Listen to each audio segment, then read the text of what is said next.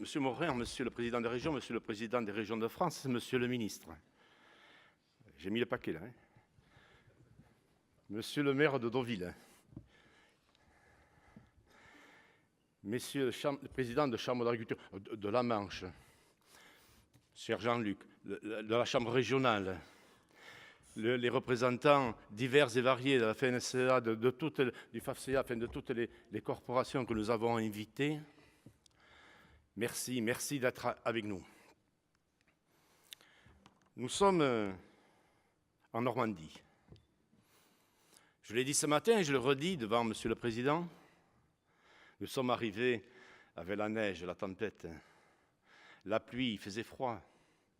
Oui, nous sommes arrivés mercredi parce qu'on voulait découvrir la Normandie. Voir si c'était vrai que ce qu'on entendait lorsqu'on fait en fond des Landes et qu'on nous dit, oh, vers là-bas, c'est comme la Bretagne, il pleut. Ben, le premier jour, bon, on n'a pas été déçus, on s'y attendait. Mais ce sont tous les entrepreneurs des territoires de France qui sont venus et qui ont réchauffé l'atmosphère. Vous avez pu remarquer ? -1, -2, -3 hier et avant-hier, plus 15 aujourd'hui. Je crois que... Tiens, vous faites bien d'en parler. Parce que j'ai encore la première goutte à avoir.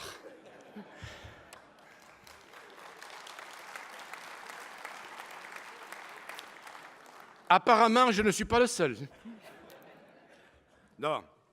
Nous, on est contents, on est fiers d'être dans cette Normandie et on a vu de belles images, si on n'a pas pu voir, demain on ira d'un côté de l'autre, mais on a vu de belles images de votre territoire qui vous est cher, mais qui nous fait plaisir. La dernière fois que nous nous sommes rencontrés, M. Morin, c'était à Bordeaux.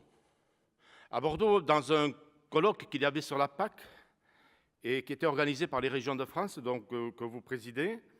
Et vous étiez reçu, bien entendu, par Alain Rousset, votre collègue, et vous aviez bien entendu attendu et accueilli le ministre de l'Agriculture, Didier Guillaume, qui venait de prendre ses fonctions. Alors c'est vrai que lorsque nous avons décidé de faire le congrès national en Normandie, il y avait plusieurs atouts. Il y avait un deal avec Monsieur le maire, il y avait un deal avec la région, et il y avait un deal avec le ministre de l'Agriculture. Il devait venir, Monsieur Stéphane Travers. Mais c'est vrai que vous, Monsieur Morin, vous savez ce qu'en est. Avec un gouvernement aujourd'hui qui cherche à diminuer les CDD, alors qu'il en crée, puisque les ministres, ce ne sont que simples CDD, et vous en savez quelque chose. Et c'est vrai que Monsieur Travers, maintenant, il n'est plus là. Son CDD a été un peu raccourci peut-être par rapport aux prévisions. Et Monsieur Guillaume avait des engagements sur, je crois bien, l'ambassade du Canada cet après-midi. Et ce matin, il était à Rungis parce qu'il est en train de défendre la politique qui a été définie dans le cadre des EGA. Donc, on l'excusera. Mais croyez que cela soit vous qui clôture notre congrès nous fait énormément plaisir également. Je vous ai écouté à Bordeaux. Je peux vous dire que j'ai une profonde amitié avec Alain Rousset et on se côtoie facilement. Et je sais que vous, les politiques, si on veut vous avoir, du moins avec les responsabilités que vous avez, c'est par SMS ou par téléphone de 6h30 à 7h30 le matin. Avec Alain, c'est comme ça que ça marche. Et c'est vrai que malgré les disparités politiques que vous pouvez avoir, les deux, vous n'êtes pas très loin, mais vous n'êtes pas tout à fait du même endroit, et je ne suis pas tout à fait avec lui. Oui, comme ça on le sait. Les discours que vous avez sont des discours de territoire. C'est que vous êtes proche des terrains que vous occupez, vous êtes proche de votre territoire, vous êtes proche des femmes et des hommes qui le peuplent. Et c'est vrai que très souvent, on a besoin plutôt de la relation de la région, voire du département, mais comme les partis économiques sont plutôt à la région, que du national. Mais le national, bien entendu, on est obligé d'y être aussi. Puisque si on ne s'occupe pas du national, eh bien on va avoir des difficultés pour pouvoir faire entendre notre voix. Entendre notre voix, et je me retourne vers notre président des JA de Normandie, bien, merci pour votre intervention, merci pour ce que vous avez dit. Mais ne nous voyez pas comme des concurrents, loin de là. J'ai fait un deal avec les GIA des Landes et on a fait une table ronde et je peux vous dire que les échanges que nous avons eus ont été constructifs. Pourquoi? Parce que toutes les entreprises qui sont ici, elles ne sont pas à l'agriculture, aux chambres d'agriculture. On n'y est pas. On n'a pas eu besoin de voter, à part ceux qui ont également une exploitation agricole. Parce que nous sommes aux chambres de commerce et parce que nous pratiquons une prestation de services, nous avons une fiscalité différente, supplémentaire.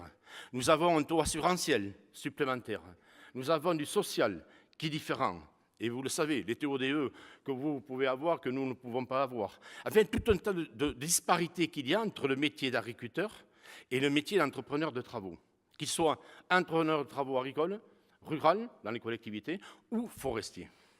Et c'est vrai que cette disparité nous permet à nous de pouvoir répondre à toutes les clientèles qui nous sont proposées. Je vais vous dire franchement, si il y a un terrain de libre et que c'est un Chinois qui l'achète et qui nous demande de faire la prestation de service, il n'y en a aucun qui va refuser. Et je comprends la problématique que vous auriez d'avoir eu ce terrain qui est parti vis-à-vis de fonds étrangers. Et quand je parle du chinois, je peux parler de n'importe qui. On est là pour répondre à la demande. Et c'est vrai que l'entrepreneur de travaux agricoles, si on veut rester sur le milieu agricole, si on n'y était pas, il faudrait les inventer. Mais les inventer, est-ce que c'est normal? Puisque vous avez été assez fort il y a quelques mois avec des politiques de Normandie pour vous faire doubler la possibilité de faire de la prestation de service dans le cadre de 50% de votre chiffre d'affaires et 100 000 € au maximum. Ça ne nous a pas fait plaisir. Vous l'avez bien dit tout à l'heure, puisque ça existe, on en profite. Mais alors profitons-en tous à égalité. Égalité fiscale, égalité sociale, égalité également devant les obligations. Et vous le savez, pour l'application des produits phytosanitaires, l'exploitant agricole, il a besoin d'une certaine capacité. Le prestataire de service, quel qu'il soit, il a besoin d'une autre capacité, d'une certification d'entreprise.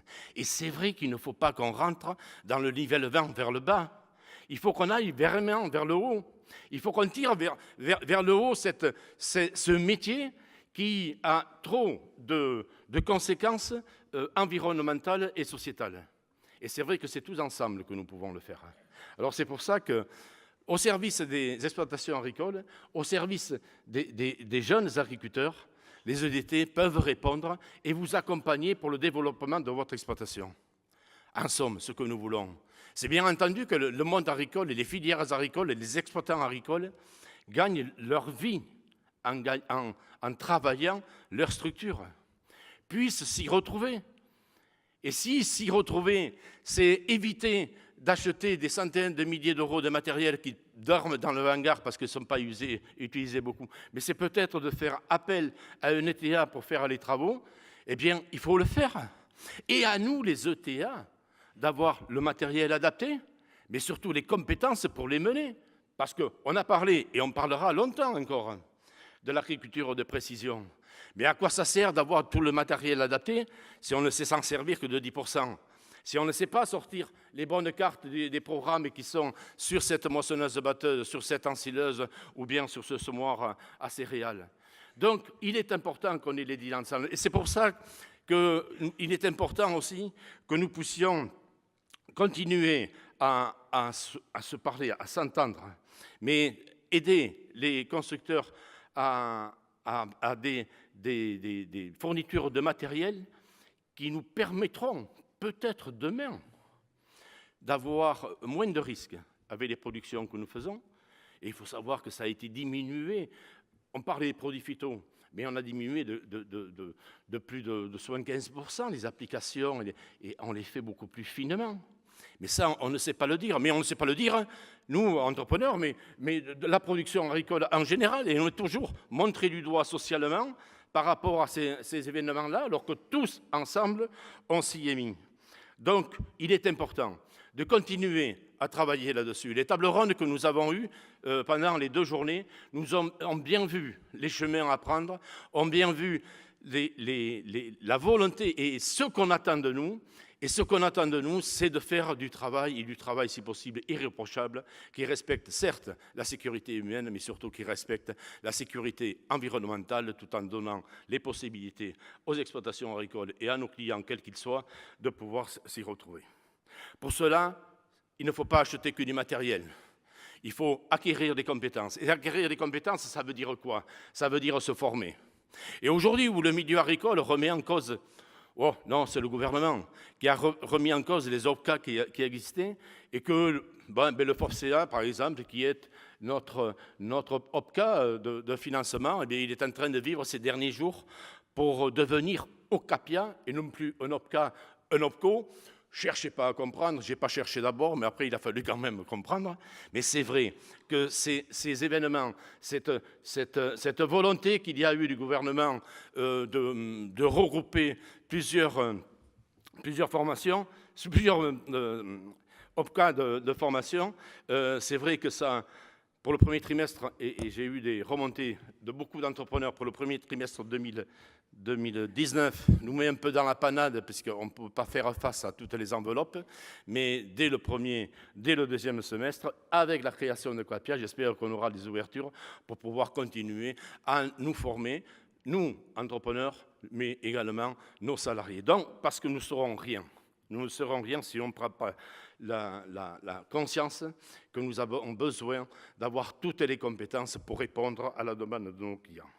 Donc, échanger, se former, fera gagner à l'entreprise une sérénité, mais surtout, elle fera gagner à nos clients une assurance que quand ils font appel à un EDT, ce sont des EDT qui ont des compétences. Et c'est cela qu'on a voulu prouver, c'est cela que l'on voudrait continuer à développer. Donc, oui, l'entreprise de travaux agricoles, pour moi, je pense qu'elle a de beaux jours devant elle. L'entreprise de travaux forestiers, l'entreprise de travaux ruraux aussi. Sur les communes, par exemple, les collectivités.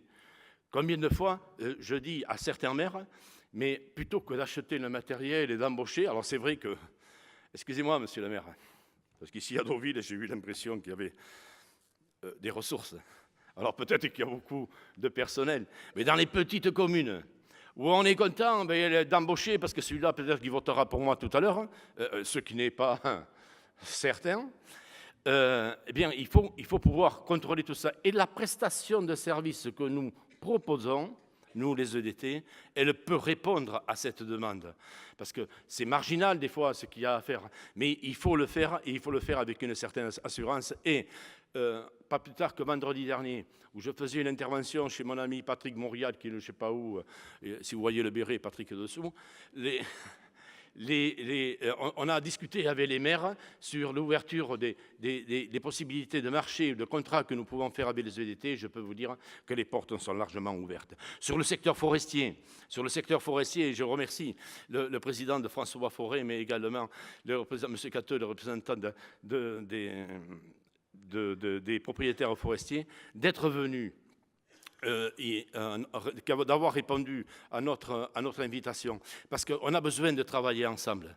C'est pas en nous sortant, c'est pas en regardant, en excluant une partie de la corporation qu'on peut arriver à s'entretenir et à mettre des choses vraiment positives pour notre métier et la forêt en particulier. Bon, je vous remercie pour votre venue.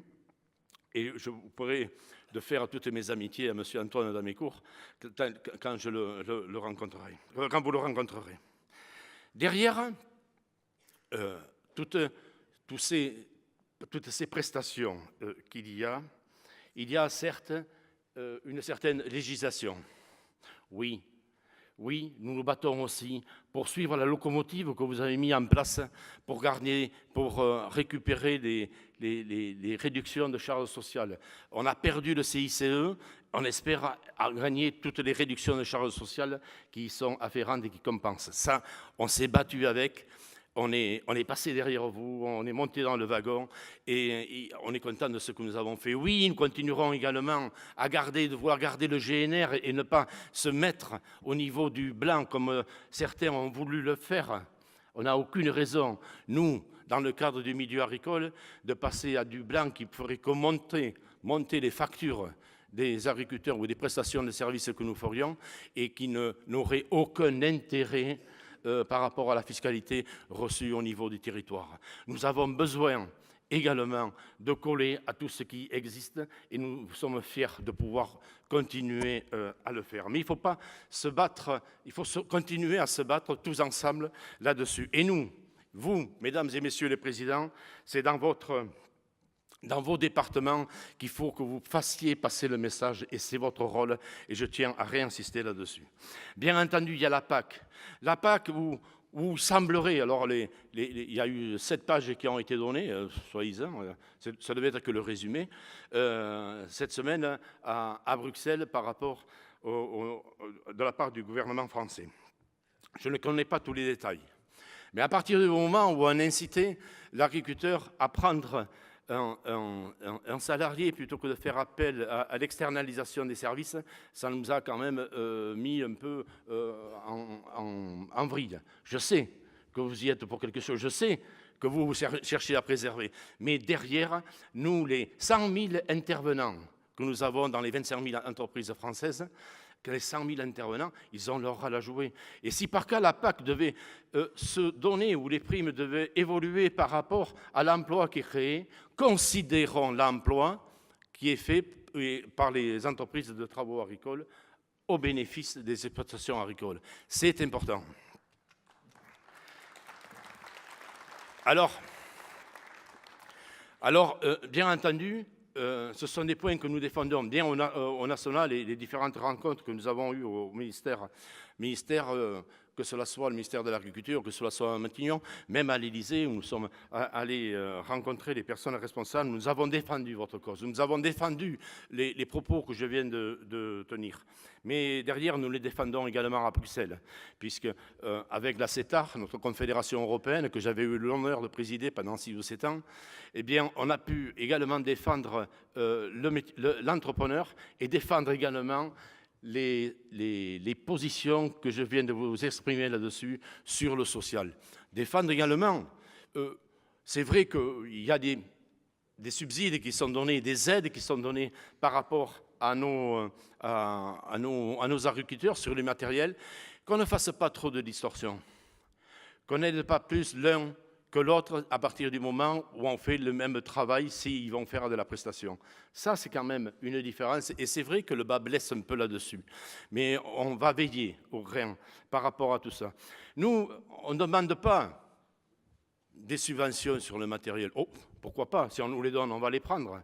Mais je crois qu'on a les moyens de, nous, avec nos capacités et avec nos compétences, de pouvoir rentabiliser ce matériel et de pouvoir en faire profiter les exploitants agricoles. Bien entendu, tout ceci doit se faire dans un bon esprit. C'est pour cela aussi que dans la formation professionnelle, on a également le côté des jeunes. Et avec la CETAR, et dans le cadre du prochain CIMA, nous aurons des réunions importantes sur l'apprentissage, sur le métier, notre métier, et nous aurons un colloque international avec l'Allemagne et les Pays-Bas, le Danemark et l'Espagne et la France pour pouvoir débattre, de savoir comment ils font de leur côté et nous, ce que nous faisons de notre côté. Le but, bien sûr, c'est d'optimiser les jeunes vers les métiers agricoles et pourquoi pas les métiers des entrepreneurs. Cette volonté que nous avons eue de faire un échange dans un colloque dans le cadre du CIMA, eh bien, il est partagé par les ministères. On aura des intervenants européens et je vous demanderai, s'il vous plaît, de suivre avec attention la communication que nous ferons dessus pour être au bon endroit, aux bonnes heures. C'est important. Donc, sur tous ces points, nous nous battons. Mais c'est vrai qu'on a besoin de la région. Et je reviens vers vous, M. Morin, pourquoi? Parce que même au niveau des PAC, avec certains qui veulent la décentralisation, et vous, la décentralisation, mais puisque je me rappelle vos propos à Bordeaux, que cela soit Alain Rousset ou vous-même, vous étiez pour récupérer les marges de manœuvre. J'ai J'ai connu Didier Guillaume avant qu'il soit ministre. Vous lui aurez posé la même question, vous n'aurez pas eu la même réponse, vous le savez. Parce que là, maintenant, la réponse qu'il vous a faite, c'est une réponse qui fuyait un peu. Et surtout, il ne s'est pas engagé. Oui, peut-être que vous avez raison, mais ça ne sera pas tout à fait comme ça. Alors qu'avant, il disait le contraire quand il parlait de sa Drôme natale. Donc c'est vrai que quand on change de strate, mais vous l'avez connu, il ne faut peut-être pas changer de discours, mais il faut se souvenir de là où on vient et de là où on a été élu. Monsieur Guillaume, il a besoin de s'en souvenir, mais je pense qu'on fera un bon bout de chemin avec lui et j'espère qu'on arrivera à trouver ce qu'il faut au niveau de la PAC. Donc, nous, petites entreprises, il y en a certaines qui sont plus costauds que d'autres, mais c'est une majorité de petites entreprises.